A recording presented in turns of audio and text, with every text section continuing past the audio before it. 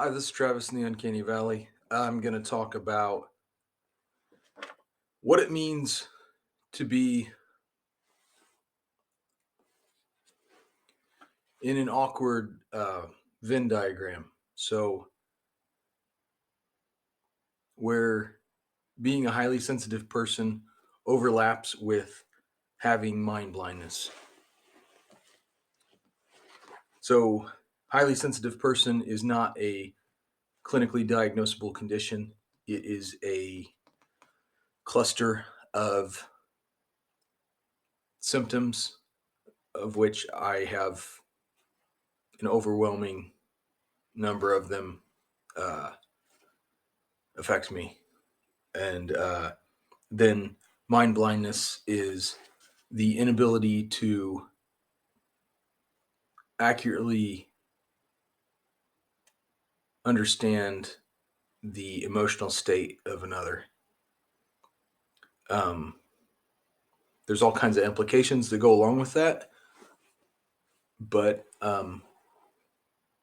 I guess the way that it's relevant in this overlap or contrast is that highly sensitive people are much more inclined and to be empathetic, which I don't really appreciate that as um, being seen as a part of it because um, the way I view it is that I am highly sensitive in that I am receiving a lot of um, sensory, social, and cognitive data, and it's overwhelming and it's exhausting. Um, but my ability or inability to uh, have an accurate theory of mind and be able to empathize accurately, um, or to empathize at all, like that is a separate thing. Um, so it makes me think about the difference between. Um, so I think I've said this before, but like, so I was doing a questionnaire at work um, for the disc profile, and one of the questions on there was uh, a yes or no. Do you need things to be exact?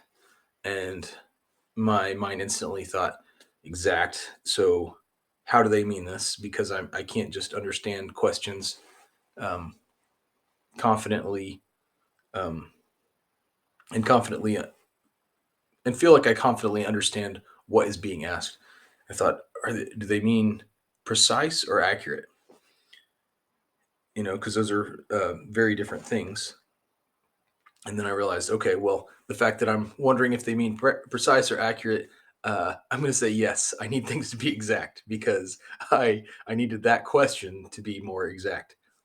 And but that's kind of at play here because like being a highly sensitive person, like I feel like my precision is elevated. So like the the nuances of the things that I am hearing and visual stimuli and even social things that I am seeing,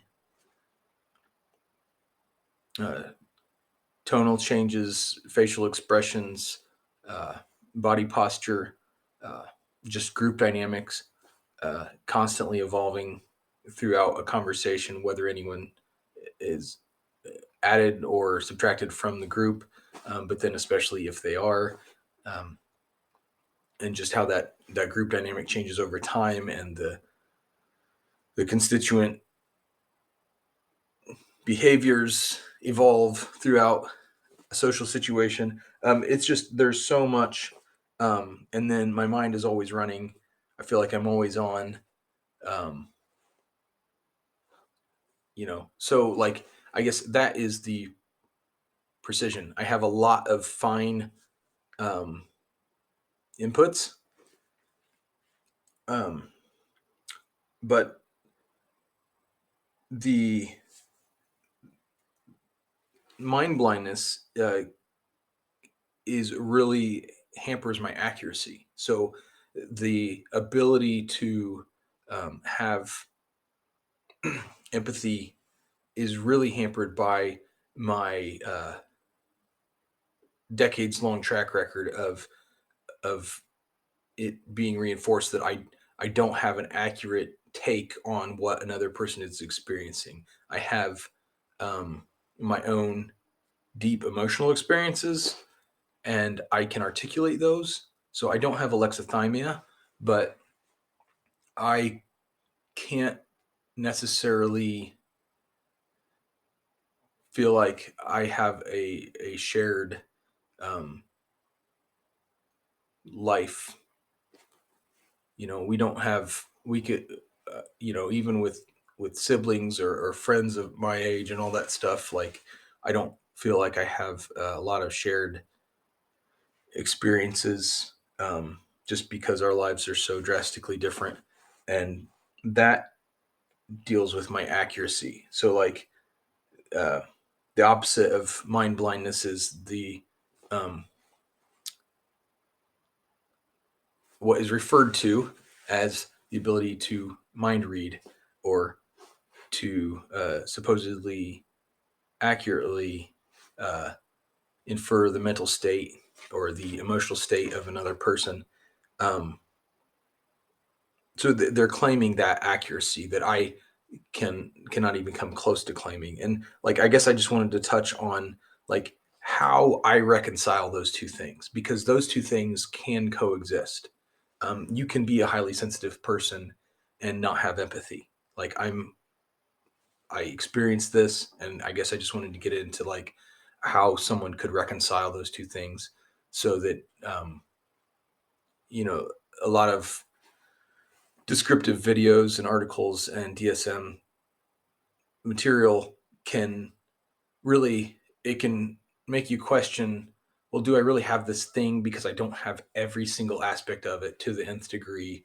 Like, but yeah, so what that looks like for me, and this is going to be mostly social input, because visual stimuli, um, I don't have any processing disorders. So, like, I don't have, um, like, bright lights don't cause pain. It's not like a burning sensation. It's not physical pain when I hear particular noises or anything like that. So I don't have anything that affects the way that I process auditory or sensory stimulus. It's just the degree to which I experience it and process it. So yeah, so I'm not really going to talk about the cognitive or the sensory stuff, but the social stuff, because that's really where empathy would come into play. So yeah, being um, okay, yeah. So, like, I feel like I notice a lot of subtleties in what is said to me, or to someone else. Um, so much so that I raise questions and I raise issues about the subtleties, because I don't know how to accurately weight them. So when you hear things change, and you know how to, um, you have a decent track record of knowing what that usually means, but you pick up on so many nuances, and it's often, it feels like that people want to just do what they want to do, and you're supposed to know how much of that to take literally. Like, they might have an annoyed tone of voice for a minute or whatever, but, or they might roll their eyes for a little bit, uh, or they might just look annoyed and close their eyes and just whatever. And there's, it seems to be that, like, when dealing with neurotypical people, like, there is a desire and an expectation that you will take um, their narrative of what they're saying too. And like that's a challenge because it seems like there's all these data points in what was presented through through verbal and nonverbal communication, and it's just like, okay, well, what do I do with all, I got all these remainders, I got all these remaining data points, like uh while I was saying this thing, you were rolling your eyes, or you were like your body language changed very dramatically, or all this stuff. So it's like, if you were thinking about something else, and uh, whatever, it's really hard to think of examples. It's just so prevalent. But it's not that I am insisting that my interpretation is correct, but I do feel like uh, there's a lot of stuff that's just expected to be left on the table at the end of it, and that's hard to know how to deal with that because having that inconsistency of experience, um, it's like, okay, well, like even if I can leave those things on the table, the struggle is that like I don't know which things I'm going to be expected to leave on the table next time and going forward, and I don't know which things I'm supposed to gloss over.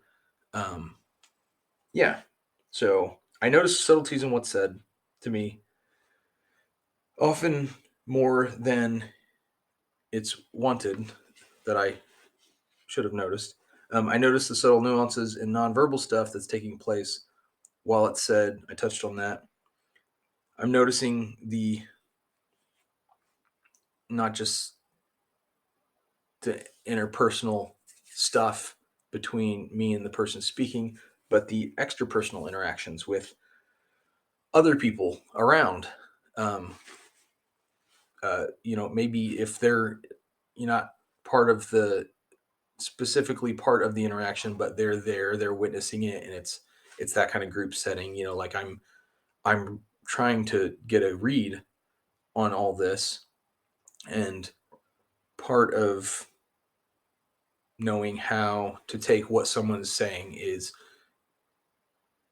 how people react to it, because I can use that as like a neurotypical baseline, and then that is my take on that is also then validated if the person speaking doesn't backtrack, or maybe it's if they do backtrack, that means something too, and it's just trying to interpret all that data. And yeah, and then also my default way of processing what's being said is going to be the literal way, because this is getting away from the highly sensitive person. Um, the way that I process it is going to be uh, literal, because um, my current understanding is because I have mind blindness, I need to heavily rely on the actual words that are being said, and the the thoughts and ideas that those words build. So I can often come off as that I'm picking at your words, or that I'm being too critical of your words, when my what I'm meaning to do is to uh, lean on them, uh, because that's all I have access to, because I don't know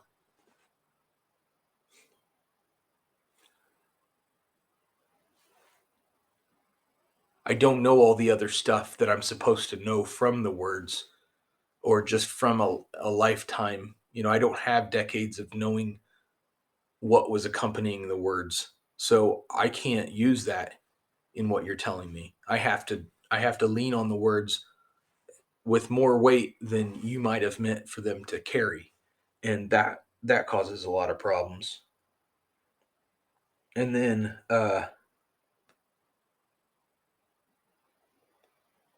none of those things are about accuracy.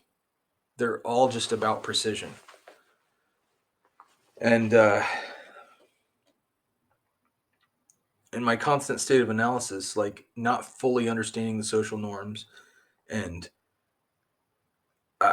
I need to reconcile what to me looks like illogical indicators, like the an eye roll or an exhausted expression. It's like, are you upset that I'm asking that, or are you just frustrated because the conversation's taking this long and I keep asking questions so I can have any kind of idea what's going on here, um, or that I'm still trying to understand how my words, that were meant to be specific, were upsetting. Um, I don't know how to say a specific thing with more vague words. Like, if something's green, I don't have it in me to say, well, it's kind of blue, kind of yellow. Like, that's how that would feel to me. Like, it's like, well, green does that. Like, that's the only word I know to say that. I'm going to say green, and I'm using that example to be vague so that you can hopefully understand how it feels, because other people, typical people, se- seem to be able to interact and just be like, well, it's that bluish yellow thing, and the other person just knows that they're talking about the green thing. And I'm like thinking, that's green. Like, you could have said green and they'd have known what you were talking about with fewer words, and definitely something that's green, not blue and yellow, or or whatever. And it can feel like you're more aware of what someone's saying than they are. So it can feel like, not that I'm imposing my take on the speaker, but it can feel like maybe if I mean, I saw them like do a or I heard them do a oh, you hear things and you see things that you hear and see. And if the person isn't maybe aware of themselves as they think they are, it can feel like, okay, well, now I've gone past. Now I'm definitely analyzing things that you don't even know you do. But like, so like, part of you wants to concede that that wasn't meant, but then the other part of you is like, well, like, so you're having these mannerisms, you're having these things that I'm supposed to gloss over and not pack into what you're saying and doing, but like, but it means something, right? Like, it means something that maybe you didn't know you were conveying, but like, it's verbal and nonverbal stuff. And yeah, anyways, that's a struggle where I have mind blindness and I'm hypersensitive, because partly because I have mind blindness. Um, this is kind of a chicken and egg thing. I mean, like, I don't know if I was hypersensitive from birth. I'm conceding this. Like, I don't know if I was hypersensitive from birth, or if it was a developed thing, because I very much lack the ability to know uh, the typical way to take and understand things. So maybe I'm yeah, that would only explain the social stuff. That could partly explain the cognitive um stuff always running, because it's trying to process all the extra social stuff, but like, that wouldn't explain the sensory stuff. So yeah, there's lots of sensory stuff. Yeah. Okay. That went well, I guess.